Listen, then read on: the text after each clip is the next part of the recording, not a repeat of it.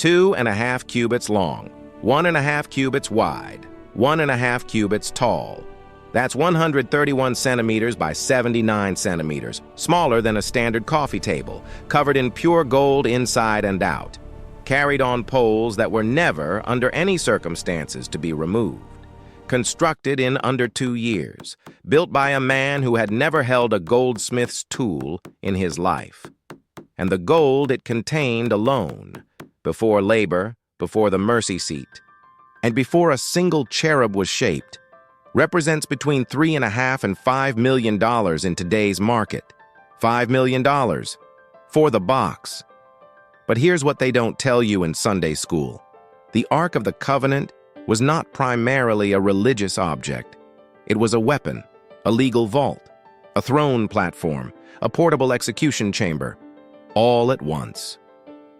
And the moment you understand what it was actually engineered to do, everything you thought you knew about it stops making sense in the comfortable way and starts making sense in a far more unsettling one. If you've never heard the Ark described as a weapon, a vault, and an execution chamber in the same breath, you're in the right place. Subscribe, because that's the level this channel operates at. Like this video if you want to see more history told this way. And before we go any further, drop one word in the comments that describes what you always thought the Ark was. One word. We'll come back to it by the end. How does a nation of recently freed slaves produce masterclass goldwork in open desert with no workshop, no kiln, and no formal training? How do you physically transport the dwelling place of an omnipotent God without killing every man who gets close to it? How do you build something that functions simultaneously as a document case, like a mercy seat and a military weapon, and get every specification right the first time with no prototype, no revision, no second draft?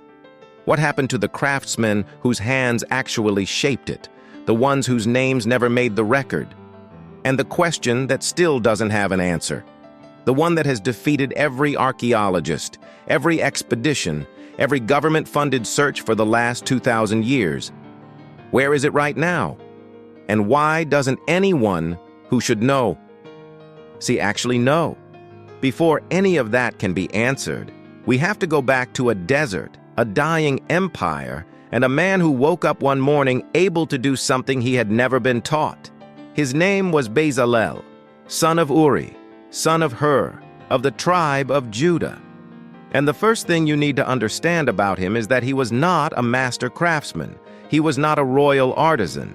He had not been apprenticed to an Egyptian metalworking house or trained inside a Phoenician workshop. He was a former slave whose grandfather is best remembered for holding up an old man's arms during a battle in Exodus 17. That's his lineage. That's his resume. Exodus 31:3 preserves God's explanation of why he chose him anyway, and it doesn't soften the impossibility. I have filled him with the Spirit of God, with wisdom, with understanding, with knowledge, and with all kinds of skills. Not years of apprenticeship, not hereditary craft passed father to son, and not court training in a royal atelier, a direct sovereign installation of ability into a man with no prior credentials for it. The theological logic is clean when you lay it out. God requires a holy dwelling implies a holy dwelling requires a skilled builder implies no skilled builder exists among freed slaves, therefore the builder is made, not found. 5 links. No seminary vocabulary needed. Alongside Bezalel stood a man named Oholiab, son of Ahisamach, of the tribe of Dan. His name appears in Exodus 31:6, where God names him as Bezalel's co-craftsman, and then almost nowhere else. He helped build the most consequential object in biblical history, and history gave him one sentence. God had his architect and his co-architect. But an architect needs a blueprint, and what God handed Moses on that mountain was not a concept sketch. Exodus 25, verses 10 through 22, is not a devotional passage. Read it the way an engineer reads a technical brief, because that's exactly what it is. material specifications, dimensional tolerances, joinery requirements, finish standards. God does not offer Moses a general direction and trust him to fill in the details. He delivers a construction document. The primary material, acacia wood. Shittim in the Hebrew, dense, termite-resistant, tight-grained. The only hardwood growing throughout the Sinai, capable of holding precision joinery through the brutal heat cycling of desert days and cold desert nights, expanding and contracting without splitting at the joints. It was not chosen for its beauty. It was chosen because nothing else available in that landscape would hold. The frame was cut, measured, and then overlaid with pure gold. Not gold leaf applied decoratively, not gilded paint. Hammered sheets of refined gold bonded directly to the wood surface, on the interior walls, on the exterior walls, on the molding running the perimeter. Exodus 25:11 records the specification as God's direct instruction. Overlay it with pure gold both inside and out, and make a gold molding around it. Now do the math, because the number has to be walked through to land correctly. The ark's interior surface area, calculated from the given dimensions, is roughly 2.3 square meters. And the exterior adds another 2.8. Total, approximately 5.1 square meters of surface requiring gold coverage. Ancient hammered gold work of this type, the kind found in Egyptian royal artifacts of the same period, averaged between 10 and 14 kilograms of refined gold per square meter of bonded coverage. Run that calculation. 5.1 square meters at a conservative 10 kilograms per meter produces a minimum of 50 kilograms of refined gold for the box alone. At today's spot price, and that is $3.5 million US. At the high estimate of 14 kilograms per meter, you reach 71 kilograms, closer to $5 million. And that figure does not include the mercy seat, the capareth, the covering slab. Exodus 25:17 records it as a single piece of pure gold, not plated, not layered over a wood core, solid, spanning the full length and width of the ark, and rising from its two ends, two cherubim, hammered from single continuous pieces of gold, wings extended upward, eye faces inclined downward toward the slab between them. Read that again. Two sculptural figures with full wingspans, hammered from continuous gold, shaped with enough anatomical precision that their faces angled specifically downward, executed in the open desert by people who had been carrying bricks 8 months earlier. Stand in that workshop for a moment. Feel the heat coming off the sand, not warmth, punishment, radiating upward while the sun hammers down from above. Smell the acacia resin, sharp and clean, rising from freshly cut timber. Hear the sound at the center of it all, not the sound of battle preparation, not the sound of a camp breaking down to march. The precise, deliberate tap of gold being shaped over wooden forms. The kind of sound that belongs inside a royal Egyptian workshop. The kind of sound that has no business existing in an open desert encampment. And then shift your eyes away from Bezalel's hands. Look at the men behind him, the ones cutting the acacia posts. Not the ones hauling timber through sand, the ones doing the work that doesn't require a supernaturally installed skill, just a back and a tolerance for heat, and a lifetime of being told exactly what to do. Your grandfather carried bricks for Pharaoh. Your father carried bricks for Pharaoh. You spent your first decade of conscious life carrying bricks for Pharaoh. And now you are cutting wood to exact measurements under close supervision, for a purpose you've only been partially told, and the penalty for touching the finished product incorrectly, as you will eventually learn, is instant death. You work around something holy without fully understanding it. You work to specifications you did not write. For an object you will never be permitted to look inside. You will never know if the joint you cut was the one that held. The text will not preserve your name. History will not preserve your name. You existed somewhere in that desert heat, and you built something that outlasted every empire that ever tried to take it. That is the part of this story that most tellings skip past without slowing down. The blueprint was extraordinary. The gold was accounted for. The nameless hands were at work. But once the ark was finished, someone had to move it. And moving it without dying required an engineering protocol, unlike anything else in the ancient world. The poles are the first thing to understand. Are acacia wood again, overlaid in gold, inserted through 4 cast gold rings, 2 on each long side of the ark, set low on the frame. Numbers 4:6 records the instruction with no room for interpretation.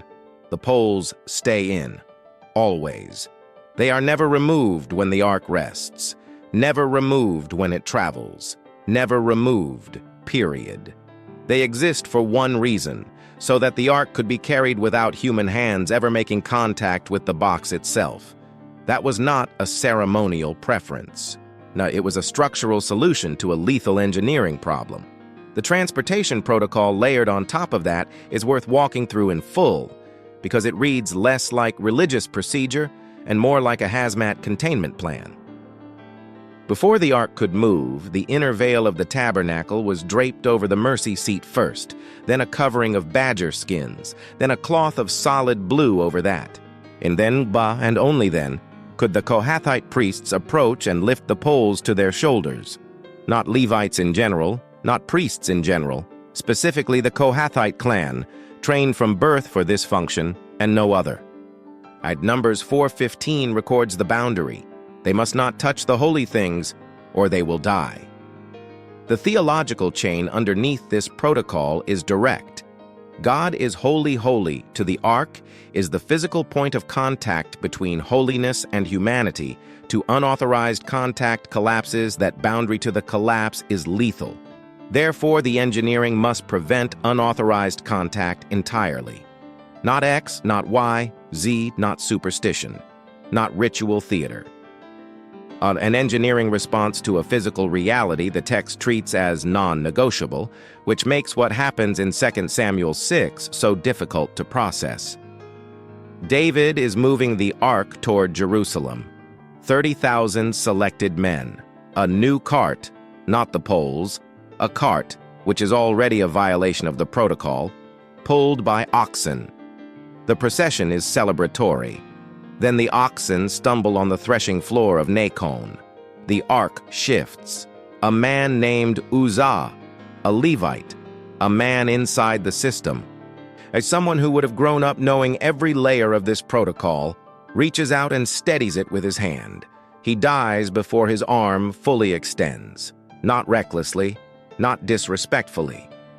He reached out to prevent the ark from falling, and the text records in 2 Samuel 6:7 that God struck him dead on the spot. David stops the entire procession. The text says he was angry. Then it says he was afraid. Then he walks away and leaves the ark at the house of a man named Obed-Edom for 3 months, because he no longer knows how to approach it. Rabbinical scholars have debated Uzzah's death for 2,000 years. Some argue the cart was the violation, that Uzzah's death was the consequence of David's earlier decision to ignore the poles. Some argue it was mercy, preventing a larger consecration collapse. Some argue Uzzah's intent was irrelevant to the physical reality he crossed. None of it fully resolves. And David's fear, the fear of a warrior king, and a man who had killed lions with his hands, is worth sitting with. Because if the ark could kill the man trying to protect it, what did it do to Israel's enemies? Joshua 6 is one of the most familiar stories in the Bible.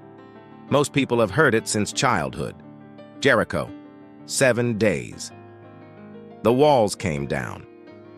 What almost nobody stops to examine is the precise military role the ark played in that operation.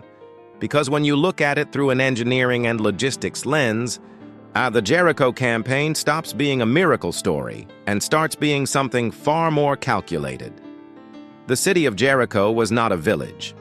Archaeological work at Tel es-Sultan, the site identified with ancient Jericho, reveals a fortified urban center with walls that, at their base, measured up to 4 meters thick. Bronze Age construction, stone and compacted earth.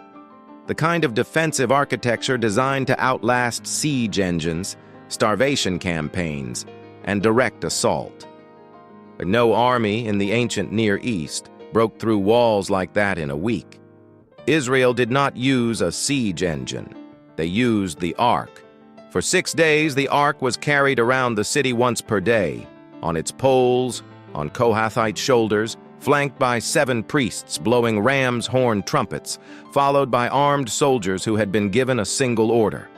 Complete silence. No battle cry, no psychological intimidation, no sound except the trumpets. Joshua 6:10 records the command directly. Do not give a war cry, do not raise your voices, do not say a word until the day I tell you to shout. 6 laps, 6 days. Silence.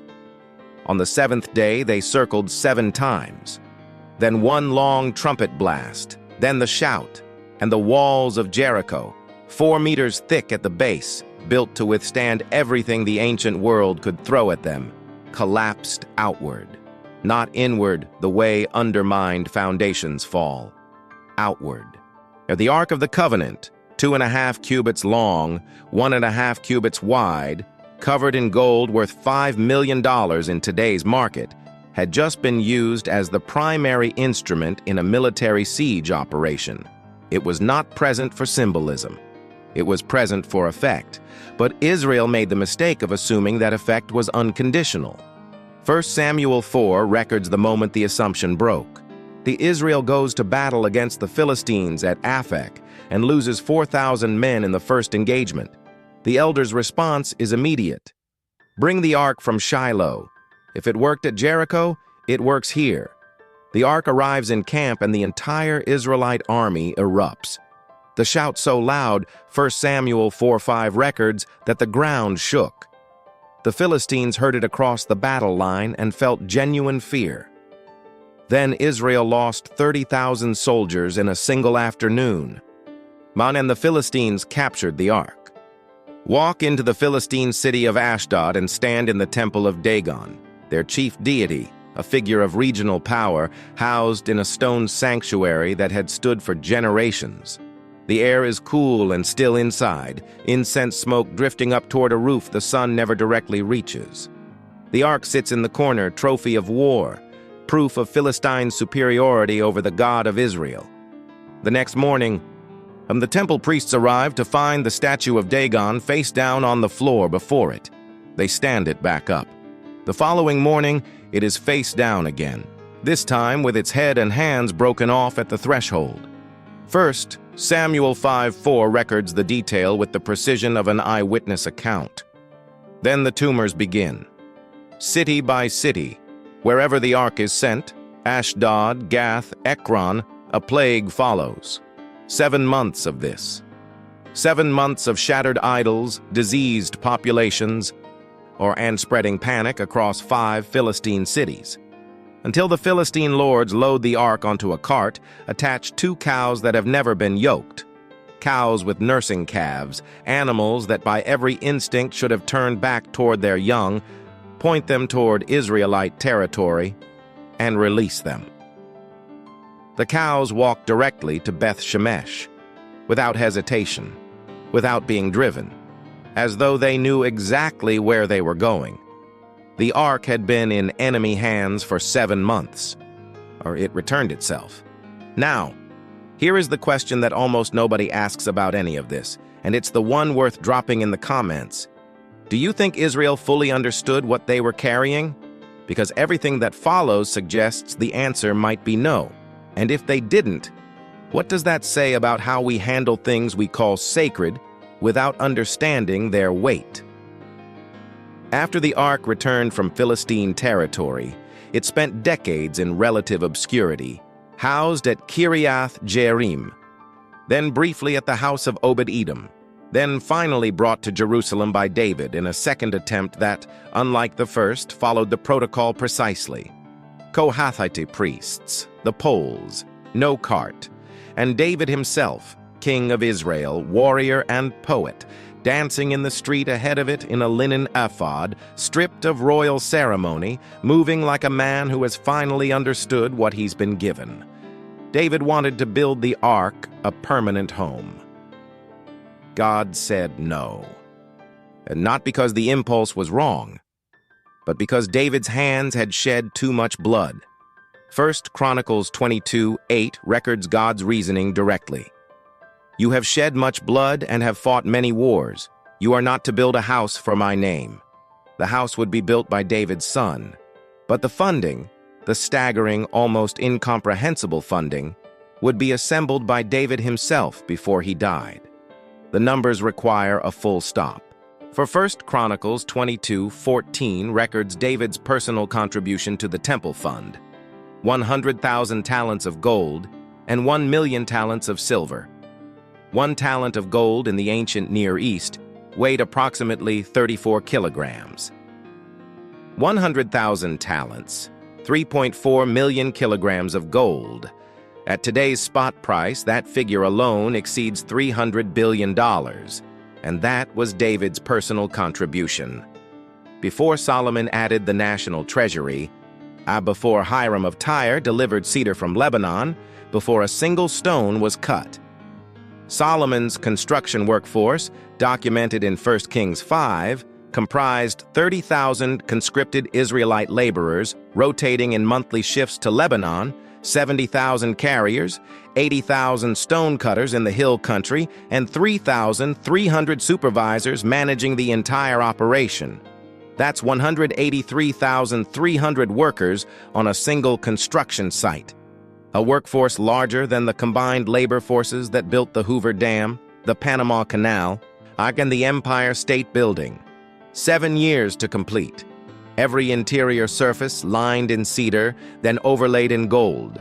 The floor, the ceiling, the walls, gold so thick on the inner surfaces that torchlight reflecting off them could be disorienting. Here is the uncomfortable truth, stated plainly. Solomon built a temple to house the dwelling place of the God who liberated Israel from slavery.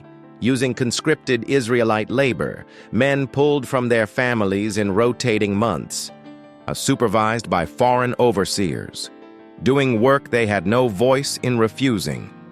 The liberation from Egypt was real. The labor behind this temple was still compelled. There is no resolution to that tension in the text. The temple was holy.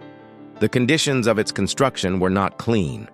Among Solomon's labor supervisors, a young, capable official Solomon had noticed and promoted, was a man named Jeroboam, son of Nebat.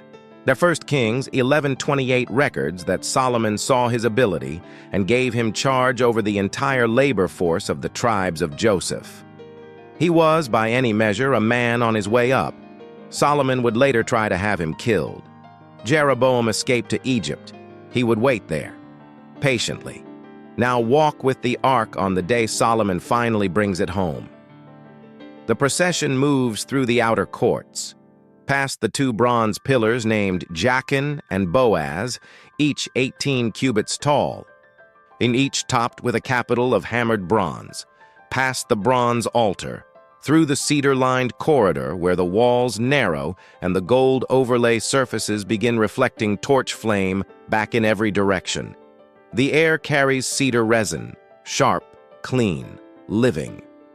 The sound of footsteps changes as the floor shifts from stone to cedar plank overlaid in gold. The Holy of Holies is at the end of this passage. 20 cubits by 20 cubits by 20 cubits, a perfect cube, every surface pure gold. 2 massive cherubim of olive wood covered in gold stand inside, wings spanning 10 cubits each, tips touching at the center of the room, outer wings touching the walls. The room is designed around one object. It has been designed around one object for 7 years. The Kohathite priests carry the ark through the final threshold. The poles are still in the rings. They never came out. They set it down in position beneath the cherubim wings in the darkness of the innermost chamber and step back. And 1 Kings 8:10-11 records what happened next with the precision of men who were there. When the priests withdrew from the holy place, the cloud filled the temple of the Lord, and the priests could not perform their service because of the cloud, for the glory of the Lord filled his temple. Not overwhelmed emotionally, not moved to tears, physically unable to stand. Trained temple priests, men whose entire lives had been built around performing this exact service, could not remain on their feet. A cloud filled the space so completely that human bodies could not function inside it. Not fog, not incense smoke. The incense was handled outside this chamber. Not a collective spiritual experience open to interpretation. A physical phenomenon that dropped trained men to the ground. And in that moment, every detail from the beginning of this story converges. The acacia timber cut in the desert by men who had spent their lives carrying bricks. And the 50 to 70 kilograms of hammered gold shaped by hands that had no business knowing how to shape it. The poles that never came out. Uzzah's outstretched arm. The walls of Jericho falling outward. 7 months of plague moving city to city across Philistine territory. All of it. Every anonymous joint, every anonymous cut, every year of wilderness wandering with this box on human shoulders. It all lands here, in a golden room, and where the priests are on the floor and the God of Israel has come home. And then it disappears, not gradually, not in a documented military defeat, not melted down in a Babylonian inventory list. The Ark of the Covenant, 2.5 cubits long, 1.5 cubits wide, covered in gold worth millions, containing the original stone tablets of the law, simply ceases to appear in the historical record. The Babylonians sacked Jerusalem in 586 BCE and cataloged the temple treasury in meticulous detail. The gold vessels are listed, the silver bowls are listed, the bronze fixtures are listed. The ark is not mentioned, not as captured, not as destroyed. Absent.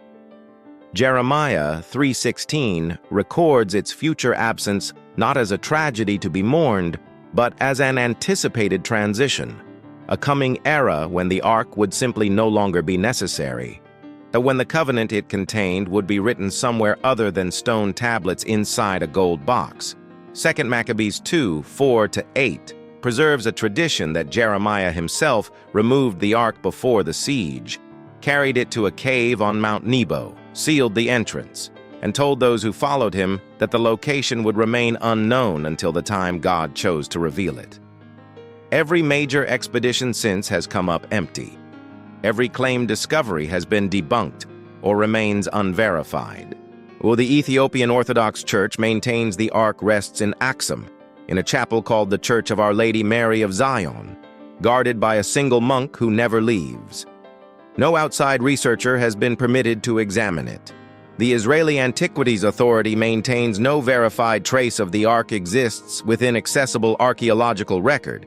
The cave on Mount Nebo, if it exists, has not been found.